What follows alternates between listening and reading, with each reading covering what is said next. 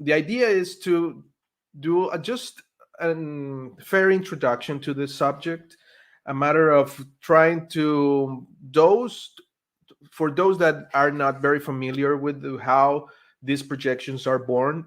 I'm gonna just introduce you guys to how or what's behind the thought process of creating baseball projections. And there are too many ways of doing projections, so I'm just going to focus in a couple of things, a couple of ways of doing them, starting with the simplest one, and I'm going to mention and try to let you guys know how the more elaborated systems work.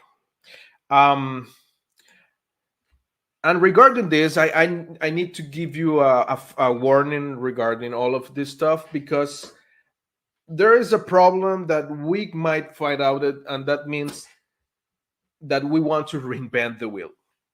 Folks, there are very, very good systems already in place all over the internet and everywhere. Picture List has a great PLB based projection system. Baseball Prospectus does Picota, and we have everywhere. There is Ariel's ATC, the bat. I mean, you will find if you guys like Steamer, there's also over there. So sometimes we don't have to reinvent the wheel. These guys have plenty of experience. Believe me, it's not an easy task. So if you don't feel like having to do this thing, you don't have to be honest. But we are always looking for an edge, right? We fantasy baseball players, we want to try to get the best out of our fantasy season, and sometimes it might be worth the all the work that goes behind creating projections, because sometimes you might have a feeling that something that it's not very well, or there's an inefficiency in the market, and you could think that this could be put into a projection systems, and it might be worth the speculation. So after I now that I could say this, let's begin with what goes behind trying to create a projection system, right? So the first thing that we need to understand is, what's a projection? A projection, it's the apparently simple act of trying to know what's going to happen after a series of things have already happened. This series of things can be from weather, from traffic in your neighborhood, whatever. And how do we use this past information to try to predict what's going to happen in the future, knowing that this information might be helpful for that? Of course, this is easier said than done. Projections and predictions in general are one of the toughest things to do, and but we've have come a long ways in this regard, because there's a lot of things that have been done, a lot of things that are tried and already work, and there is a lot of things to be done too, because with the things that I've been doing with artificial intelligence, machine learning, and stuff, there is always an edge to be gained. But I'm not going to get ahead of myself. So basically, what I've been saying is that we have a past and we need the future. We are going to call this past the inputs of our projection system, and the future is the variable that we want to find out how it's going to behave. These inputs can be in the for the case of fantasy baseball. I'm going to focus more in hitting today. I'm a pitching guy, but I think that trying to explain it's going to be easier if we would do it in terms of hitting. So let's say that we know for the past stuff we have the past homers, RBIs, average, things that we already quantify from a hitter, and we want to use all of this to try to predict one of these variables in the future, or maybe another. Really quickly, Carlos, you probably want to Yes. hit the play button at the top just to make the thing full screen so everyone can read the words you're saying. Oh, my sorry. Uh, there's in the top right, I think, and next to share, there's a play Oh, button. sorry, Yes, sorry, sorry, sorry, I sorry. think Oh this my, is probably what you rookie want. mistake. There you go. Thank you. Rookie mistake. Thank you, Nick. Um, so let's start with the basics. We're gonna start with a simple way of creating a projection by using the most important parts are that it has to be simple to calculate. So no, we're not gonna do anything artificial intelligence based right now, but I'm gonna talk about how that's done later on. But we're gonna do something with no contextual adjustment. Just starting with that. What's the contextual adjustments? Well, that's what we usually know as park adjustments, lake adjustments, even weather or environmental adjustments. All that stuff that it can affect the game, and that it's part of the game, but from let's call it a side of the game, right? But it still has to be taken into account, but not from the beginning. Let's go. And because of not having any contextual adjustments, these kind of projections are usually called naive projections, because naive projections means that they infer, or they are created thinking that nothing else can affect our projections. So that's let's try to take or keep um, in our little notebook that these are the limitations when we start creating projections, and why it's so hard to create very concise and precise projections when we start piling up all these things that need to be taken into account. Okay, so but the good thing about creating a naive projection is that it can be the starting point for our more complex system. We have to start somewhere, right? So this is usually, or when we are learning how projections work, the starting point for this. And when I started looking into this, I found that the easiest in terms of learning, but not because it doesn't have uh, enough projection power by itself, but it's like trying to digest it, right? The easiest projection system that we can start working our way into this field is the Marcel projection system. It's actually called the Marcel the monkey projection system.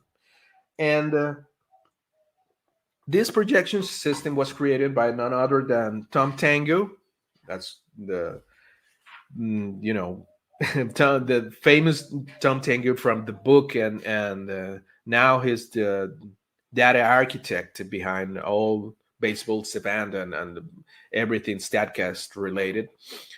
Tango, a bunch of years ago, he created this projection system that it is a naive system, and what it does is it incorporates a number of tiers of performance, and we weight this uh, these statistics, taking into account some different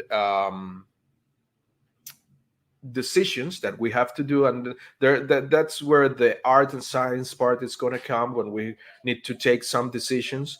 And within this data, he created a system that can try to project some figures and some stats, right? What does the Marcel projection system involve? It has 4 steps. I'm going to okay, I think we can see everything here. Okay, it involves 3 steps, and these 3 steps are 4 steps. I'm sorry. We calculate the weighted stats for the past 3 seasons. We regress these weighted stats towards the league average, and then we combine the weighted stats and the regret stats to get the blended performance metric, and we can at the end adjust for age. I'm gonna go into every one of these steps in a little bit more detail in a few minutes. But what I want you guys to understand at this point is that um, basically we give bigger weight to some systems in the past for the performance of said players at any hitter that we want to project. Then we regress these stats towards the league average, and this is a way of trying to compare with what's happening in the league for the certain amount of time. And we combine these two results, and finally we adjust for age. Why we adjust for age? But well, it's not a secret that we know that some ages are better for a player. That there is a peak performance to a certain age that might, depending on who you ask, it could be around 27, 28, 29. Although recent performances by some players in their later years after 30s are granting that we start doing more studies in which is the best peak performance for in terms of age for a player, right? So these four steps will help us determine and will help us calculate a simple projection for a hitter. In this case, a hitter, because that's what I'm going to focus. I'm a Python guy, but all this stuff can be also done in a spreadsheet, and it can be easily done. But as I'm a Python guy, I usually go and try things in Python. But don't be scared about this stuff. When you understand the things that are happening behind or under the hood, it's pretty easy to create a spreadsheet in your favorite, I don't know, Google Sheet or Excel or anything like that. But I wanted to get into the stuff, the inner stuff in for each of the four steps that creating a Marcel type projection implies. The weights, and this is probably the most important part of the projection. Tango in his system, he gave different weight to the past 3 years, to each one of those years, and what he did was given more weight to the most recent season, and you could give 50% of the weight to it. That's implied here by this zero point 0.5. And yeah, the pen and paper guys can do it on graph paper. That's fun, Kyle. And the previous year, the next to the last one, he gave it a 30%, and the previous one, than that one, a 20%. So here's where the tricky part comes. You can do a lot of calculations and try to say, hey, 50% is good or is not. But sometimes, and I have to be honest, you're gonna get different results depending on the time frame that you pick. I've done some adjustments to my naive systems, and I have come that with 52% for the past season, for the last season, 30 for the previous one, and 18% for the one before that one works mostly fine. This could vary, and this is part of the trial and error process that it's sometimes implicated when we do some modeling. So have that in mind there. So after we give the weight, and given or weighting a stat, it's just mean that you've multiplied or you usually multiply it by a factor, and that all what it does is giving more weight, and that's the reason of calling it weighting, to something that happened in the last season that is something that happened 3 seasons ago. You do not just pull it in the trash, but you weight it a little bit or a lot less than what's more recent, and that makes a lot of sense. But Why don't we just trash whatever is 3 seasons ago?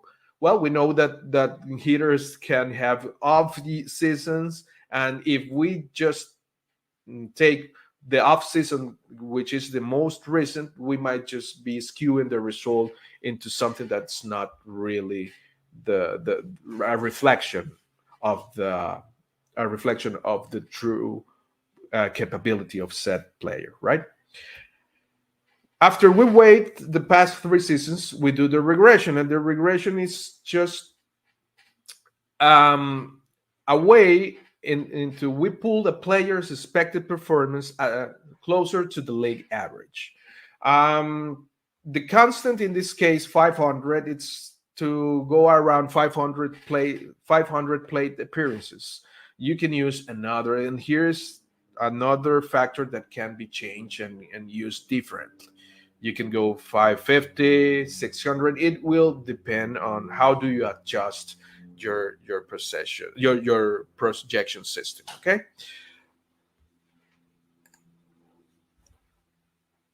In this case, we also use. I'm going to go to the fourth part, and then we're going to talk about the age adjustment.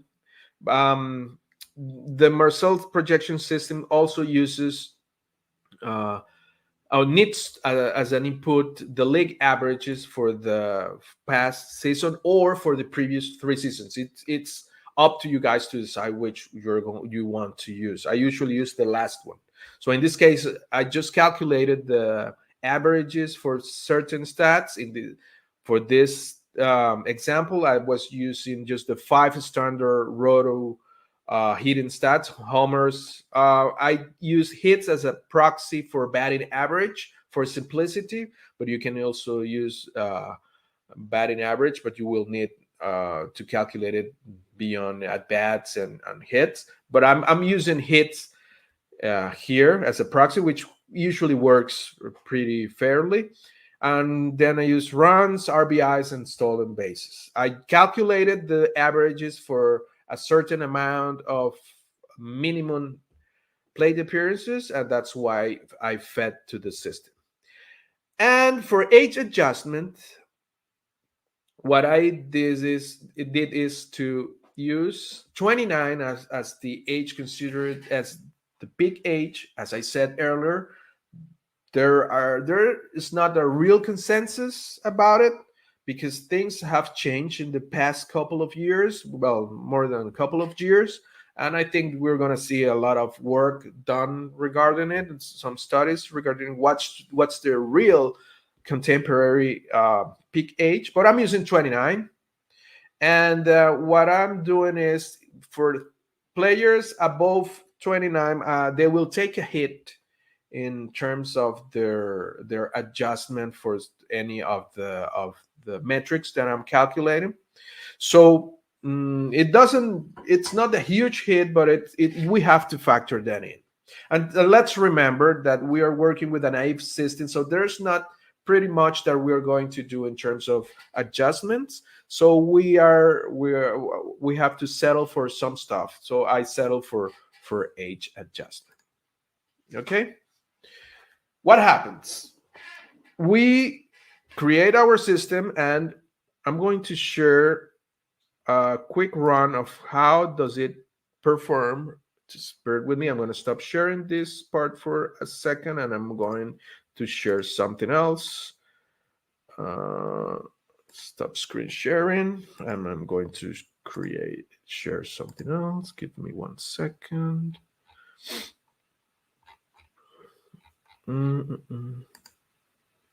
Okay.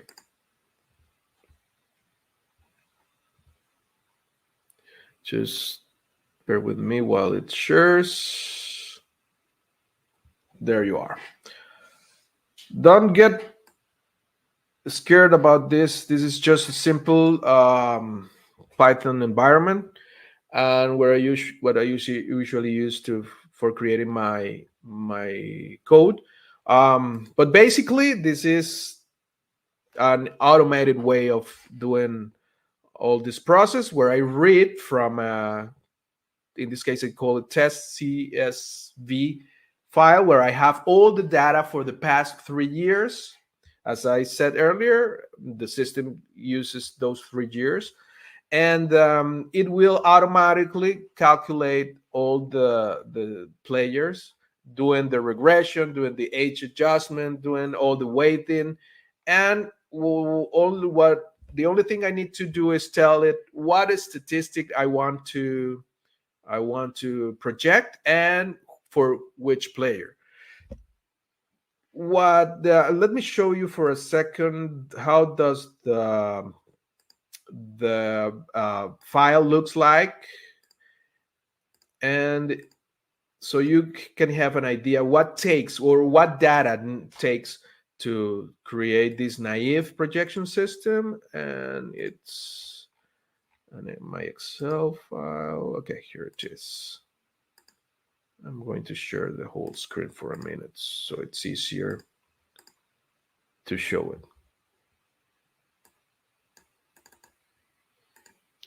It should show now.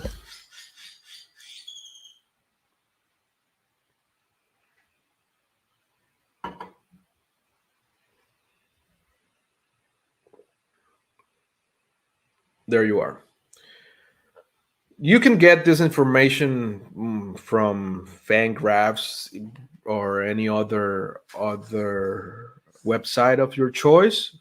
If you are using, I don't know, there are plenty ways of getting it, and it's simply as I was saying before, what I did was getting the homers, runs, RBIs, stolen bases, and hits. In this case, I added plate appearances, but I'm not using them. And it's very important that we have the age and the player's name. For example, I can see if what were Aaron Judge's past 3 seasons here.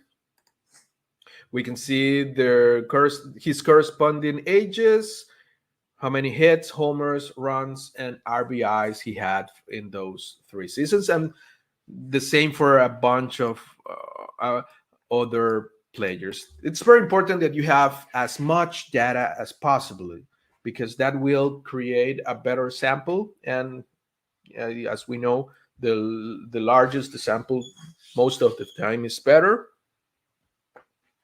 So that's the data that will be I'm feeding to this program. Let's say for a minute that it shows. Okay, and in the program, what we're going to do is run it. Let's say I have here Shohei, for example. Shohei, based on this type of projection system, how many homers should Shohei have next year?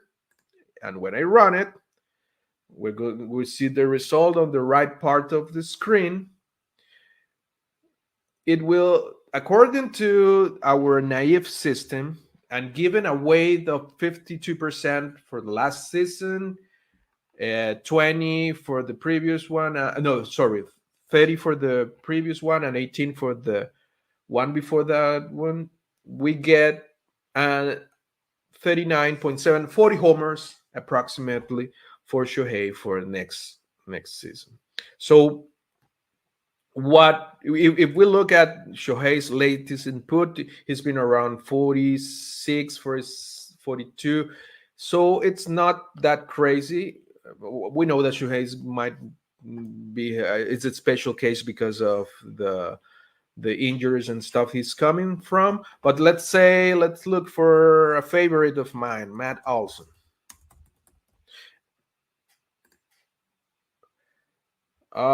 He's projected for 42.5, 43 homers for next season, and so on. We can try, and as I said, this is something that we can automate in a spreadsheet because it's easy to weight. Even the regression is just a formula, and these days, Google Sheets and Excel, they have very easy ways of doing all these calculations. It's not, and if you have any doubts about it, I just commend you to try it and look a little bit for it. Or I'm always available in Twitter to answer any question regarding this. Is this should not be a problem for you guys to start getting the grip of how projections are taken into account. So that's the naive approach. What happens with Marcel? The problem with Marcel is that we don't have adjustment for a lot of other stuff. Ballpark adjusted home run projections, league adjusted RBA projections, environmentally adjusted batting average projections. Just giving a name to all of them, and that's a problem because we might get, yes, we have a baseline, but we're not getting the edge that we want, right? So there are multiple other ways of doing projections. One that I like a lot, it's called, or it's using Bayesian. I don't know if that's the right way of pronouncing it. I'm sorry, but a Bayesian framework helps, and it's really, really, really useful. And what a Bayesian method does is to add a prior belief to our projection system. It's like saying, okay, yes, we have the data, we have the information from our past years, but also I can have an educated guess for next year. And with that educated guess and doing some multiple simulations, we can add um, layer of more complexity to our projection system. And that means that we can have uncertainty, um, lower and upper limits. We can have a range of outcomes that would give us a better representation of what's possible in the future with this player. Uh, and I'm not gonna go into the inner workings of the Bayesian method because it's a little bit more complicated, but all the information is out there, guys. It's not that hard. I'm gonna show you, for example, what would happen, and sometimes the funny part about this is that sometimes the results are very similar, and that's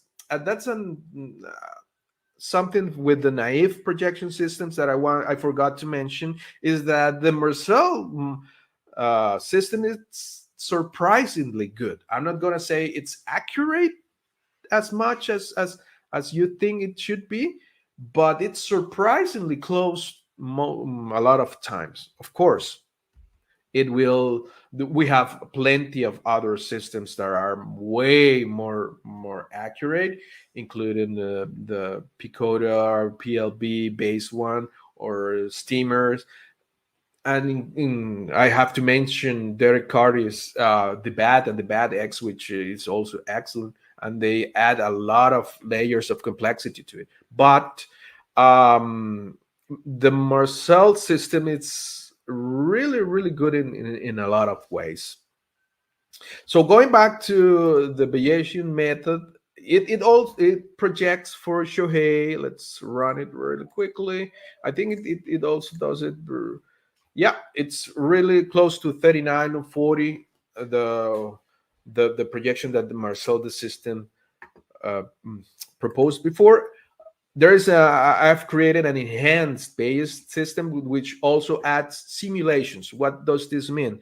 It automatically does, I don't know, 100,000 simulations, and with all that information creates a range of outcomes. If we do the same for Shohei here in an enhanced Bayes systems, we're gonna have, let me run it very quickly.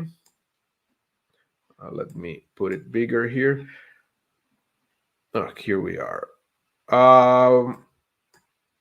It's around 39 also, so it should not surprise. But we can get a range of outcomes. We can get from the 25th percentile to the 75 percentile, it's around from 37 to 40 homers. So you can have a range of outcomes that it's for which you can work with, and we can try any. I'm gonna ask my Carlos. Who's your favorite player? Kyle Schwarber. Kyle Schwarber. Let's see how Carlos is my assistant. That's the way I like to call my son. Kyle Schwarber. Let's see. How many homers do you think Schwarber's going to have next year? Like 43. 43. Carlos thinks he's going to have 43. Let's try to project.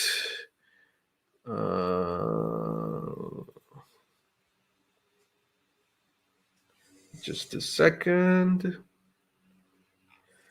48. Wow, that's a lot of. Thank you, buddy. Um, our enhanced base system says that's from 45 to 49, between the 20th percentile to 75th percentile. Let's see what the naive system says. Let's go there. Let's try Kyle Schwarber. And let's run it. And just a second, let's go to the naive.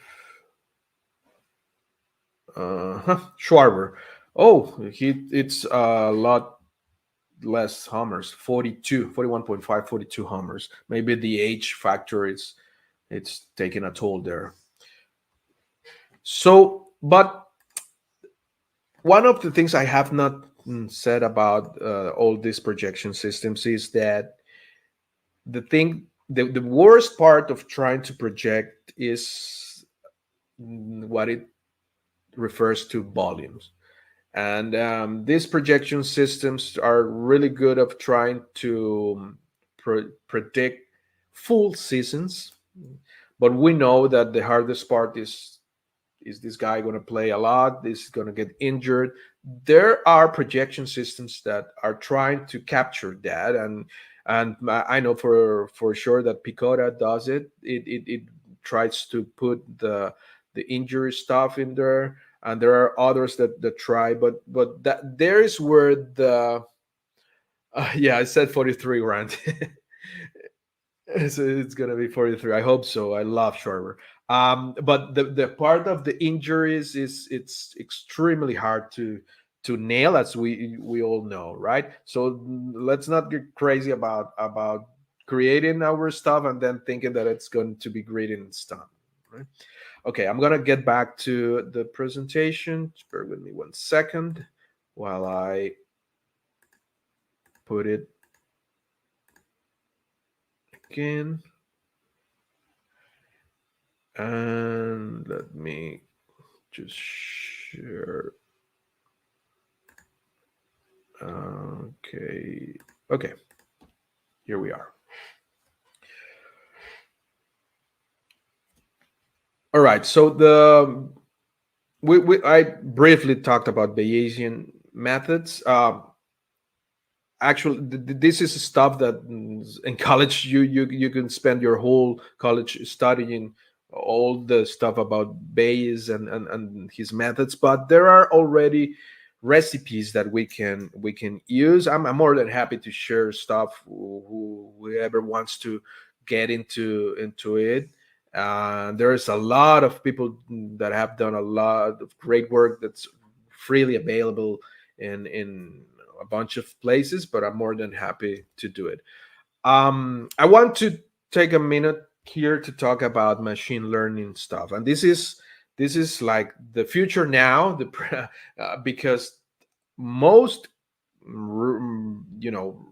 really advanced projection systems are leaning towards this, and we have things that are already using models, but not necessarily in the projection side, but that take this approach like Stuff Plus and the work and teams are already using for a while this kind of projecting and modeling stuff.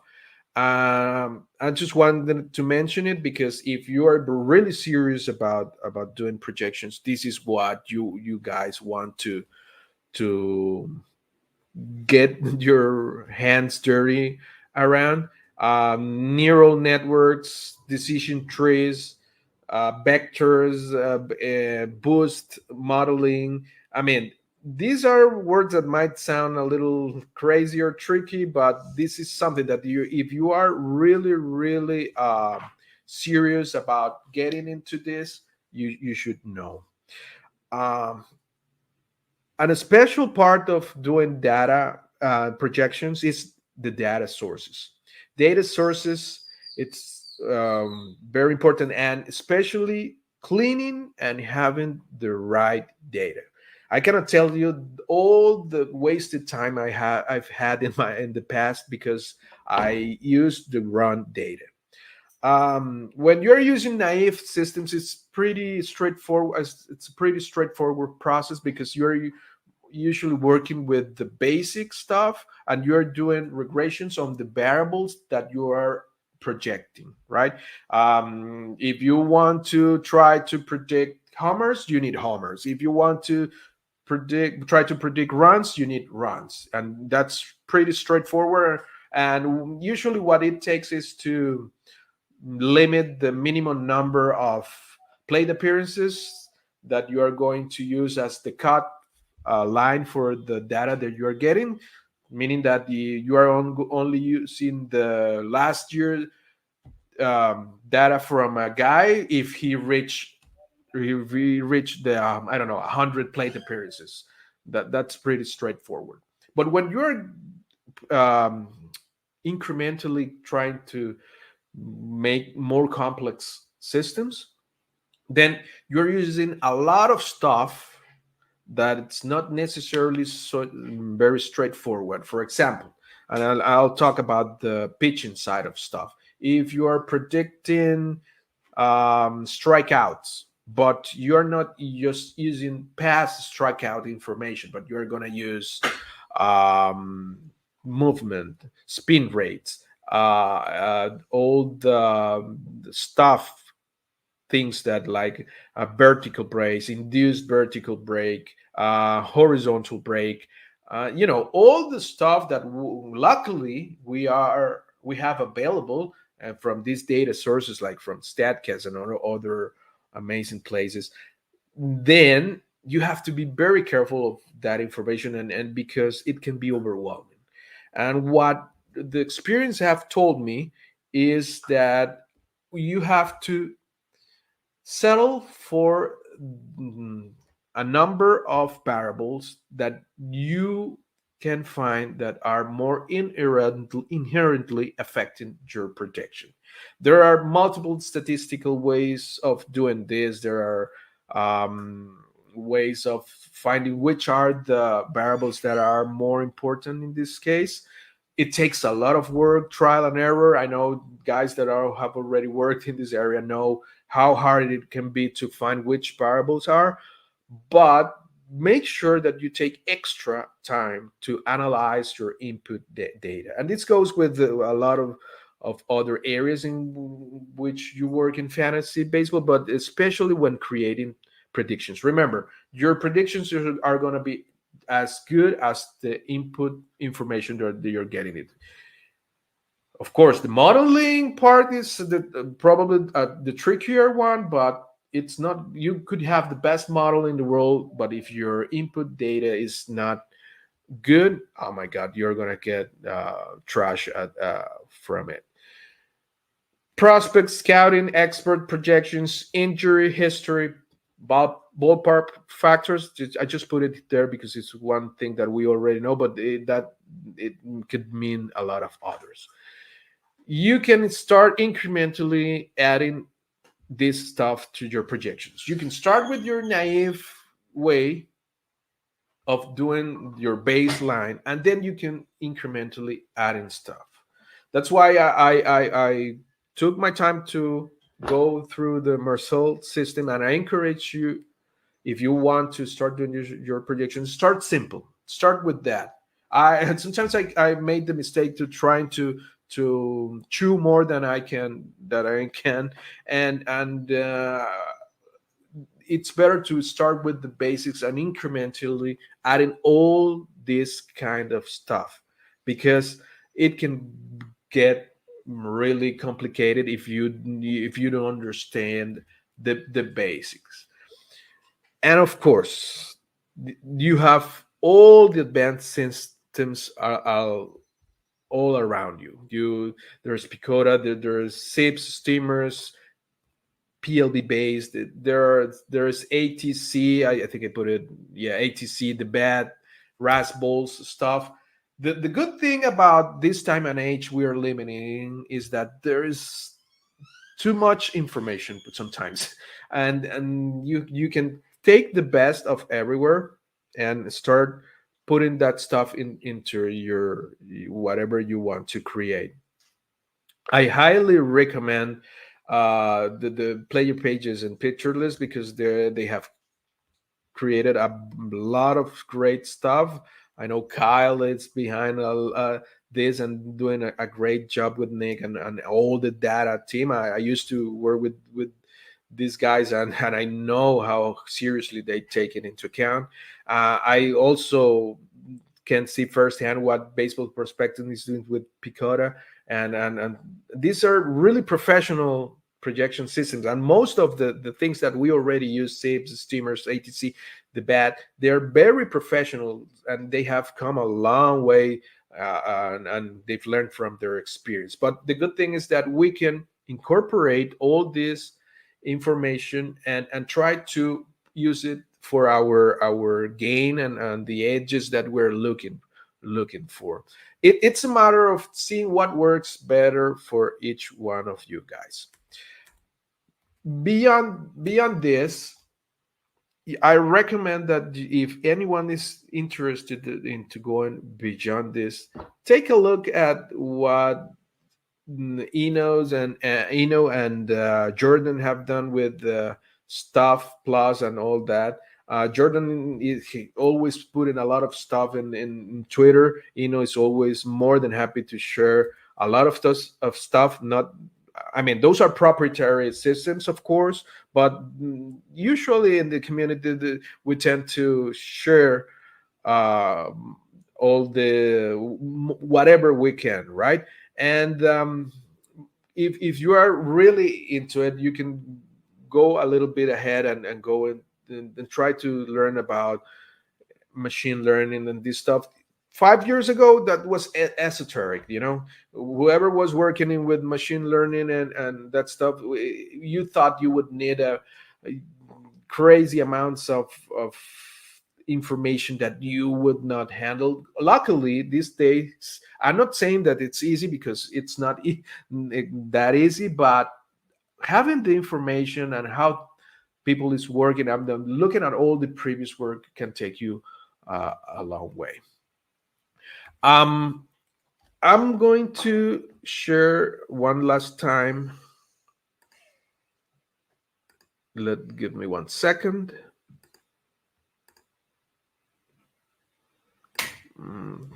Bear with me. I can run projections, but I cannot handle sharing a presentation. My goodness. Okay. Here we are. Should appear at any minute now.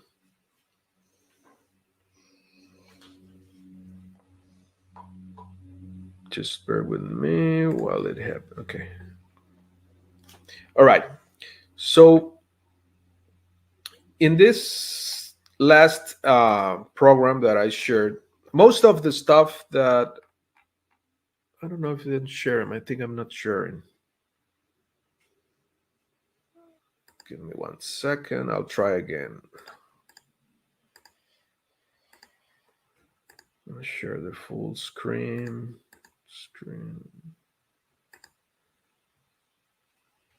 Okay. Not seeing my screen. Okay. Just let me know if it appears now. I'm trying to share the whole screen.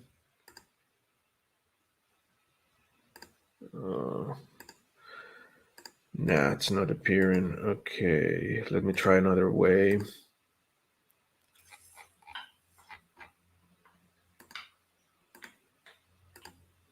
Let's see if this way works now.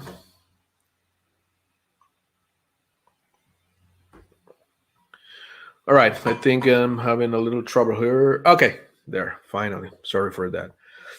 Um, if you guys are into Python or R, which are two of the most used languages for, well, for millions of stuff, but for this kind of things are pretty.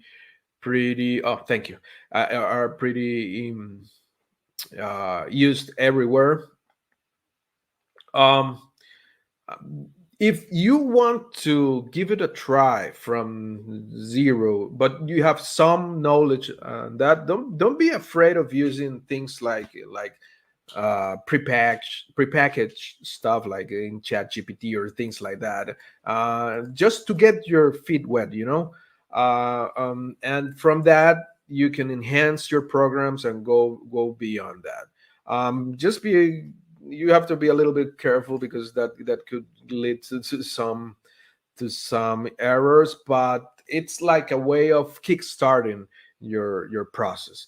What I recommend on my workflow would be to start with a naive system as the Marcel system. Uh, Try to get it into a spreadsheet. That's what I did at the beginning. I just created the formulas. I put them in the spreadsheet and got the data for a couple of heaters, and trying to get the feeling of how does it work. It also works as a smell test because it's usually easier to catch any error or any problem there. And after that, you can go beyond that and start working with Python or any other language that you feel more comfortable with. And after working with your naive system, move into a base framework, and then you can progress into something machine learning or modeling based. Um, oh, Kyle says that he's always happy to share chunks of code, and if please follow Kyle. He You will learn a lot of what goes behind the scenes in creating projections and modeling and stuff like that. Um, I don't know if there's any question, something that you guys might want to ask. I know this might sound a little bit nerdy and geeky or complicated in some way, but it's not really. It's not really. I learned this after my 40s, so it's not out of your reach. It's pretty simple when you start going with the basics. Um, and this is pretty much. I'm sorry, I'm not called Reagan's. I tried to do my best before, but I know I had a hard challenge trying to do something after that amazing that amazing interview that Nick did with Cole. By the way, uh, Cole, it's probably I think it's probably the toughest lefty in the whole league to hit against. So I wish you all watching very closely in this his post breakout, but I think he's going to surprise us a lot.